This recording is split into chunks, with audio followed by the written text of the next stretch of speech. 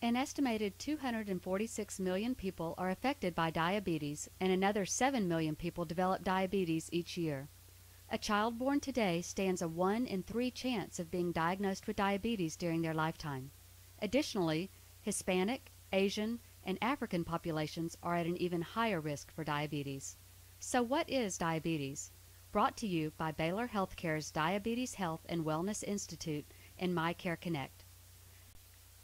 Diabetes is a chronic condition that results from your body's inability to produce or effectively use its own insulin. Insulin is produced in your pancreas and is needed to help convert carbohydrates into energy for your body. Whether it's playing sports or simply shopping, our bodies need energy for our everyday activities. The most common form of diabetes is called type 2, which accounts for 90% of all diabetes. The current increase in type 2 diabetes is due to two main factors.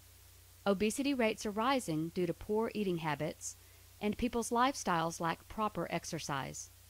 With type 2 diabetes, the insulin your pancreas produces doesn't always work. Depending on the severity, you may not necessarily need insulin injections, since type 2 is sometimes managed by oral medications. No matter what medicine you take to manage your diabetes, a change in your diet and exercise routine will be required. The other 10% of people with diabetes have what is called type 1.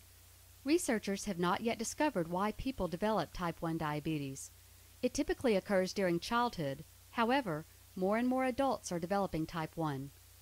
With type 1 diabetes, the pancreas stops producing insulin altogether. Therefore, insulin injections are absolutely necessary in order to live. Just like type 2 diabetes, good eating habits and exercise are very important factors in managing type 1 diabetes. Over time, if diabetes is not managed effectively, there is an increased likelihood of complications such as heart disease, stroke, kidney disease, blindness, and amputation.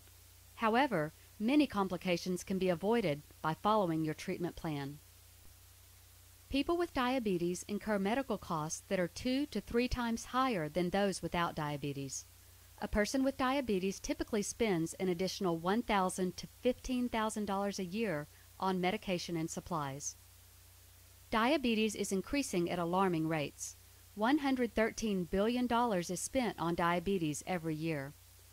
Through raising our own health education and awareness, eating better, and exercising, we will begin to reverse this trend.